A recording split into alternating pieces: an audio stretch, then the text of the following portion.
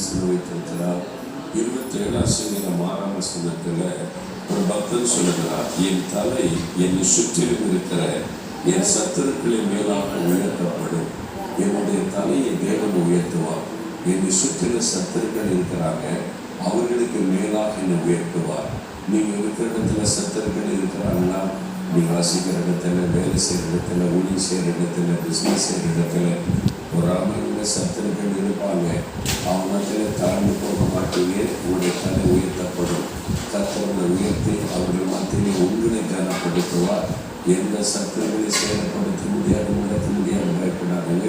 நீங்கள் விசுவாசத்தோடு சொல்லுங்க, என்னை சுற்றிலும் இருக்கிற என் சத்துருக்கு மேலாக கர்த்தரின் தலை உயர்த்துவார். சொல்லி விசுவாசத்தை அப்படியே நடக்கும். ஆண்டவரே, எங்களை சுற்றிலும் இருக்கிற எங்கள் சத்துருக்களுக்கு முன்பாக என்னுடைய தலையை உயர்த்தி கனப்படுத்துகிற